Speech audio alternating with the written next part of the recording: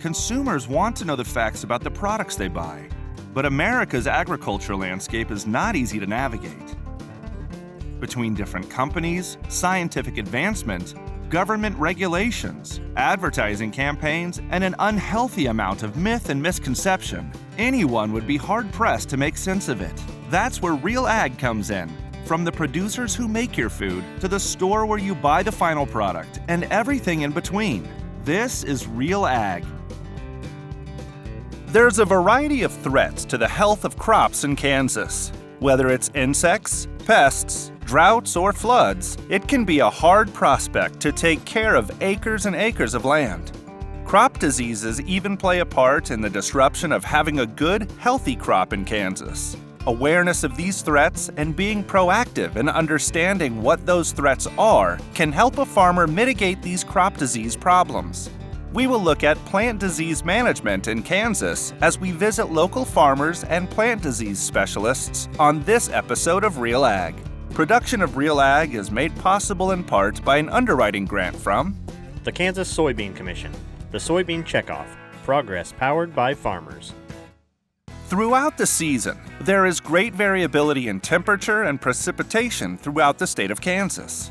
Snow, wind, and rain are common in the state during corresponding seasons, and the continental climate produces varying temperature ranges.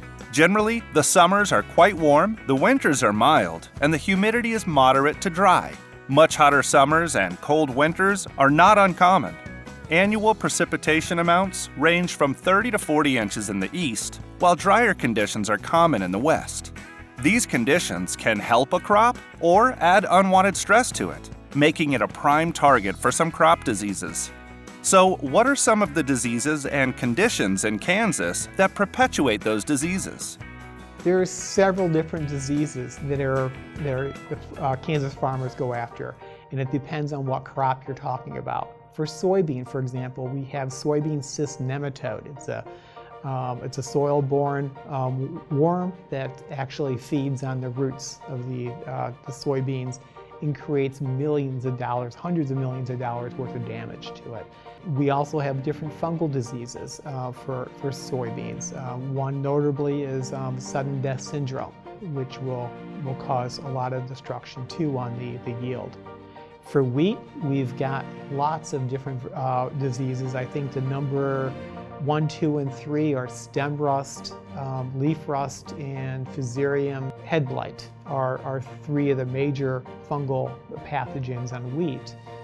We also have viruses, wheat streak mosaic virus, which also can impact Kansas from time to time.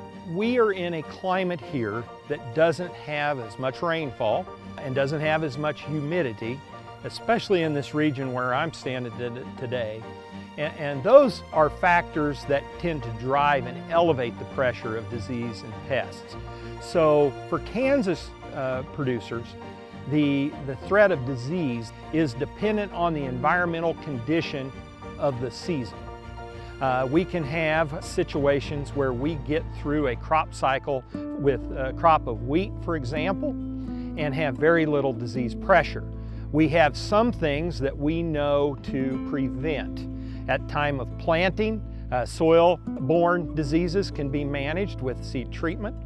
And then as the weather goes, we find out if the conditions create diseases like a foliar disease, rust in wheat. In sunflowers, then we are more probably concerned with insect pests, but it's just so dependent upon what the weather brings to us. Diseases like fungicides and mold and those type of issues, it just depends on the weather really. It's really all very weather sensitive. We're typically fairly dry here, so we don't have a lot of that, but we do get a lot of, in the spring like right now with this, we've seen a lot of rust and disease and stuff out in the wheat crops, so that's pretty common. So again, that'll be maybe a fungicide spray or something like that. When we're talking on the viral side of things, the first virus that really pops into my mind is wheat streak mosaic. So this is a virus in wheat that basically is moved by the wheat curl mite. And this is this teeny tiny microscopic insect that lives on volunteer wheat. So right now we're here in August, and volunteer wheat would be growing out in some of these fields that we harvested in July. So volunteer wheat has came up, and the wheat krill mites can be living on that volunteer wheat. And then as that quality of volunteer wheat is going down because of drought stress and heat and everything else, they are looking to move to a better quality host plant. And so they're then going to be moving into the newly emerging wheat that we're going to be planting here in September. When those krill mites are moving, that virus is inside the krill mites, and when they start feeding on the next bit of wheat, then they're transferring that virus. And so it's this cycle that continues around because they always seem to have a host plant out in the field for them to be living on. And so one of the things we talk a lot about is controlling volunteer wheat. And the whole purpose of controlling volunteer wheat is to break this green bridge. Green bridge is basically the host plants that they're living on when they're not in a regular wheat crop. And so we talk a lot about having a 2-week break where there's no volunteer wheat. And the whole reason is that way we are controlling the krill mites essentially by controlling the host that they're living on to help prevent that virus being moved from plant to plant. Different stressors, such as too much or too little precipitation, can bring unwanted stress on crops. Even the wind can be a large factor in spreading diseases to crops.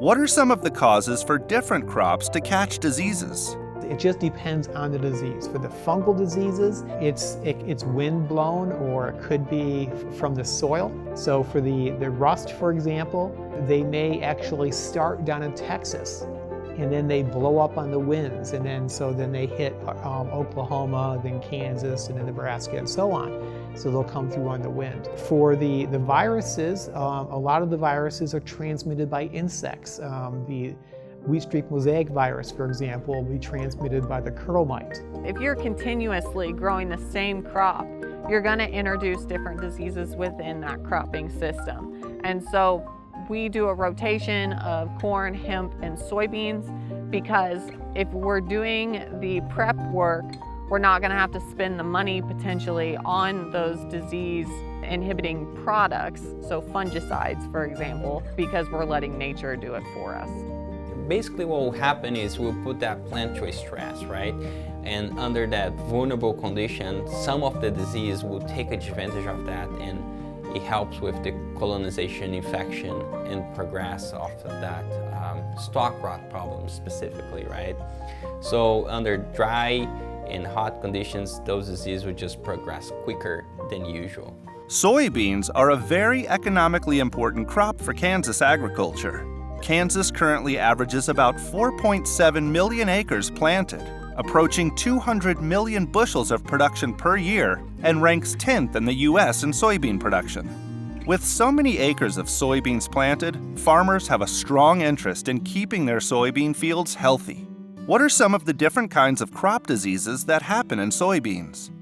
When we think about soybeans in Kansas, although this year drought has been one of the biggest concern and biggest threats to the crop, we have seen quite a bit of the disease as well. Here in Kansas, our number one yield loss caused by disease is called charcoal rot. This is a soil-borne pathogen. We see it quite frequently, and especially under these conditions that we are right now, which is hot and dry. As we go towards the end of the season, that's when we start seeing more and more symptoms. And if you're out in the field scouting for disease, charcoal rot causes this quickly death of the plant, which the leaves are going to be hanging on the plant, right? So it's very typical and very, I would say, not hard to see those plants when they're dying, the leaves are hanging.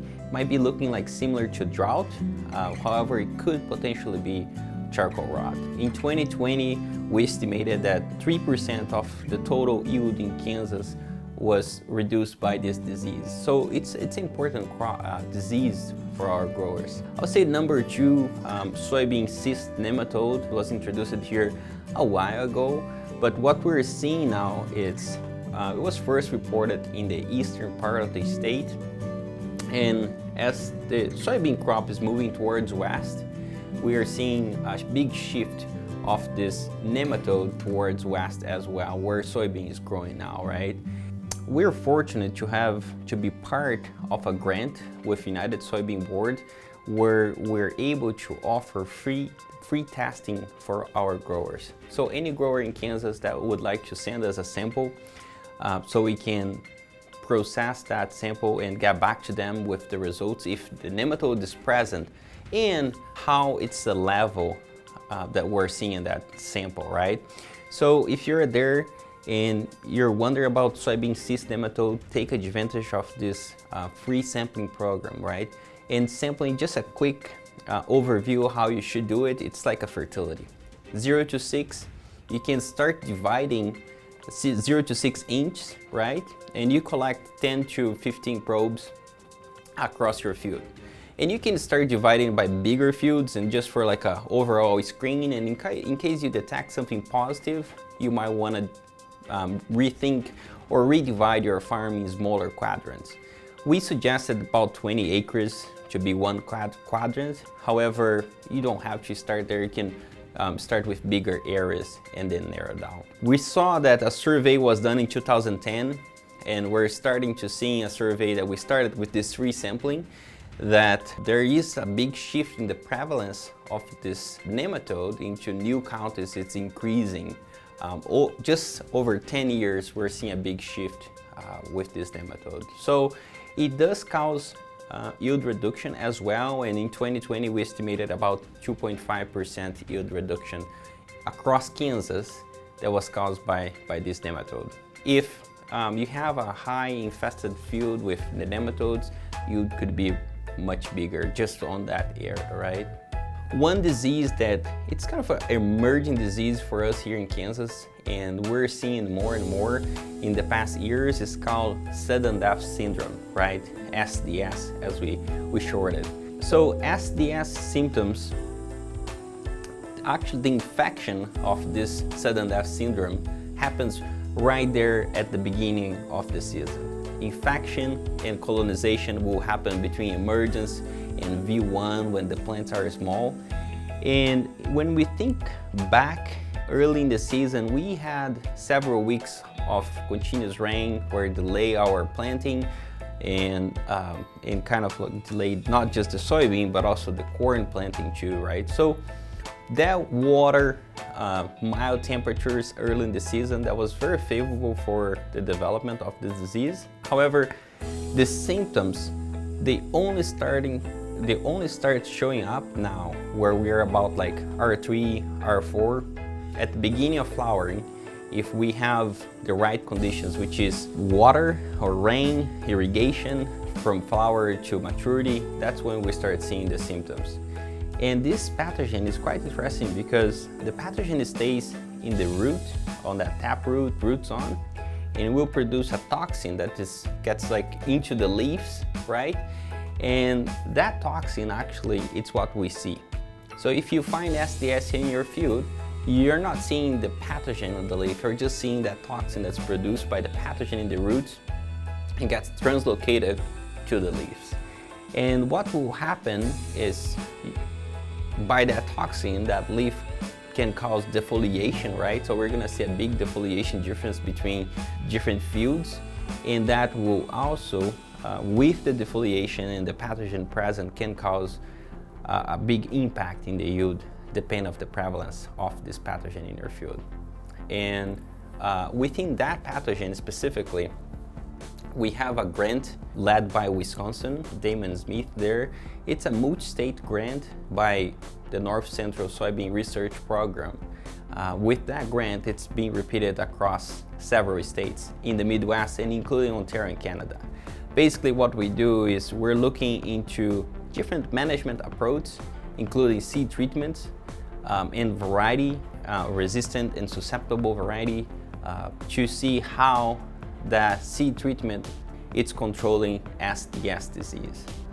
And here in Kansas, we have two locations. We have one location in Rossville and one location in Topeka with this experiment. My student, Madison Kessler, she's the one that's working specifically with SDS and trying to see what's working, what's not working for us here in Kansas. And later on, we're gonna combine all the data and see overall which seed treatment is working and what's not working across the Midwest region, right? I would say those are certainly big threats to our growers in Kansas. Sometimes early in the season when it's still cold and I would say wet, if we get some rains, we do see some Phytophthora and Piton as well. To manage those two pathogens specifically, we have to use seed treatments. However, they're a little bit different, right? Phytophthora and Piton, they're in another category than if we think about SDS or Rhizoctonia. So it is important to know what you got, right? Or to know what you're dealing with. And here at K-State, we're fortunate to have our diagnostic lab, our plant diagnostic lab, where growers, as I mentioned about the soybean cyst nematode, right? They can always ship us a sample, ship us a plant, not just with the crops, but any plant we will process them and see what's going on. And sometimes it's not gonna be even a disease that's causing that plant to die or the leaf spots, right? There's a lot of abiotic problems caused by stress, drought, or cold, or high temperatures. But we do have our plant diagnostic here in Kansas that available for homeowners, growers, and all the agri-retailers as well that needs to send a sample to be confirmed, right?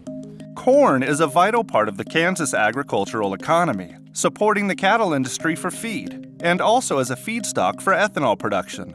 Kansas currently averages 5.5 million acres planted, approaching 700 million bushels of production per year, and is ranked 6th in the U.S. for corn grain production. What are some of the different kinds of crop diseases in corn? So on the corn side now, when we look at the crop, every year we're making fungicide decisions basically based on two main diseases. Here in Kansas we have gray leaf spot that will show up. I would say it's very present here in Kansas. We do find it across the state. Depending when it show up, it starts like if it's a foliar disease, right? So if it shows up early in the season and conditions are favorable for the development, it can certainly cause some yield reduction. So growers are currently managing gray leaf spot and also another disease, southern rust. Southern rust, it's a very interesting disease. If we think about the rust overall, right? It blows from the south every year, and depending when it arrives, if it's early in the season or mid-season or late in the season, if conditions are favorable for it, it can definitely be a threat for the crop as well. Southern rust, as I mentioned, the rust comes with the wind and from the southern states. One way that we keep a track of this disease is through a website called Corn IPM Pipe, where we can select southern rust and then see where it is, not just in Kansas, but also in all the other states south and north of us. Now, gray leaf spot, it's a disease that survives in crop residue. So when we think about gray leaf spot, if we're doing corn on corn or not doing a rotation, right, you probably will have or likely to have more problems with gray leaf spot. Just because that disease survives in crop residue and it's gonna be there just waiting for that new growth and new crop to come and start reinfecting again. So those are the two main diseases that we're currently battling with our sprays, but it doesn't stop there, right? In corn we have some of the biggest yield limiting for us are the stalk rots, and if we think, like I was saying about soybeans, right? Stalk rots, they do like that hot and dry condition, kind of like in the middle of the season. If there was wet and cold temperatures in the beginning, that can also help that infection period. But with the hot and dry conditions that we are seeing this past few weeks in the majority part of the state, that's kind of like the perfect storm for the stalk rots. If you have stalk rot problem in your field, it's best to detect it as early as possible, because the stalk rots, the biggest yield problem or yield limiting effect here will be the lodging that this disease will cause, right? And after that grains in the ground, it's gonna be really hard to harvest, not just in corn, but also in sorghum. We see the same problem, right? The lodging is the biggest problem with these stalks. stalk rot. If you detect that you have stalk rot problems in your field, I would say start harvesting those fields first. Get that grain out of there and safe so you avoid bigger loss in case of a storm or a windstorm or something that will help to, cause that lodge, right? Because of the lack of strength on the stalks. Sorghum is a very versatile crop in Kansas. It can be grown as a grain, forage, or sweet crop. Sorghum is a high-energy, drought-tolerant crop and is better adapted to be grown on marginal lands than other agronomic crops. Given its drought tolerance, sorghum is grown primarily as a dryland crop. Worldwide, sorghum is ranked in the top 5 for cereal grains in production and acreage. The U.S. is the world's largest grain sorghum producer, and Kansas is ranked as the top sorghum-producing state in 2018. The Sorghum Belt extends from South Dakota through Kansas and down to southern Texas. In the U.S., grain sorghum is used mostly as livestock feed and to produce ethanol. It produces the same amount of ethanol per bushel as comparable feedstocks, while using a third less water. The use of sorghum as a bioenergy crop has increased dramatically in the recent years, with up to a third of the U.S. sorghum crop going into ethanol production. The use of sorghum in U.S. food production is growing due to its status as a gluten-free product. What are some of the different kinds of crop diseases in sorghum? Yeah, on the sorghum side, I would say the biggest problem in sorghum is the stalk rots as well. We have charcoal rot and fusarium stalk rot that we see in sorghum. Although this year, it's been really tough for our sorghum growers just because of the drought that's out there, especially central western Kansas. It's been a very tough year for them. Those conditions, again, they're very favorable for stalk rot development, right? We don't see much on the foliar side or management of foliar disease so far. However, those stalk rots, it's good to always be sure that if you have it properly identification so you can manage it right, but also so you can timely harvest that crop, get the grain out of the field and be ready for next year, right? Maybe you have to select a different hybrid for your sorghum with a bit more, a better package for the stalks, right? If you're looking into hybrid selection, right, and you have stalk rot, you can select hybrids with better stalk strength, stay green characteristics, right? So that will certainly help you to have a better crop if you have those diseases. No farmer can control the weather surrounding their crop. Oftentimes, a reactive approach to dealing with a crop disease is the only way to fight the problem. Recognizing what disease is prevalent in the crop and taking steps to mitigate that problem is often the best approach. How can farmers be proactive and prevent crop diseases before they start? Gray leaf spot, to start with that one in corn, what we're going to be seeing is the disease, as I mentioned, surviving crop residue. So it will start from the bottom up in the canopy. And depending on the hybrid, in susceptible, moderate hybrid, resistant to gray leaf spot, what we're going to be seeing is those very rectangular lesions, as the name say, grayish in the center of the lesion, but the margins of the lesions, they're very straight. They're going to be like a rectangular lesion on our corn, right? The stalk rots, you can do that push test where you get a plant of corn or sorghum, push it about a 30 angle, and then if it snaps, you might be having some stalk problems, right? Now, if you want to identify if it is charcoal rot or fusarium, you can always send it to the plant diagnostic lab. We can look it for you. Now, if you split that stalk, fusarium, it will look, I would say, pink, salmonish color in the pith, right? Charcoal rot will cause that pith to shred it. It will have that shredded look.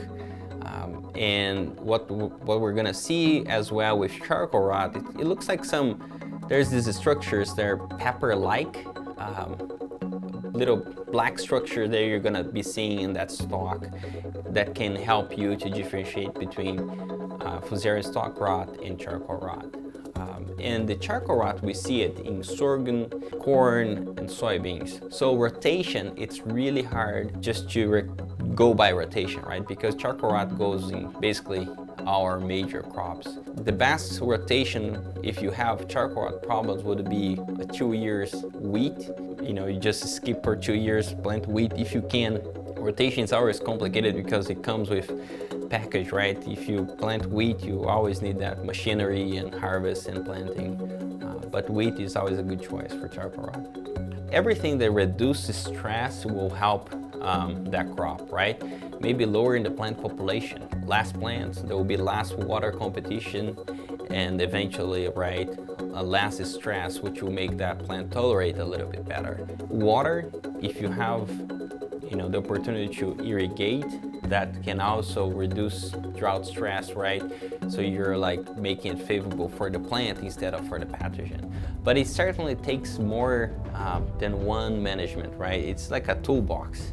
You have to use several tools to manage those diseases. And that goes with the majority of the disease, right? We're just trying to make it, when we can spray or apply something, it helps, but also it's not a bulletproof, right?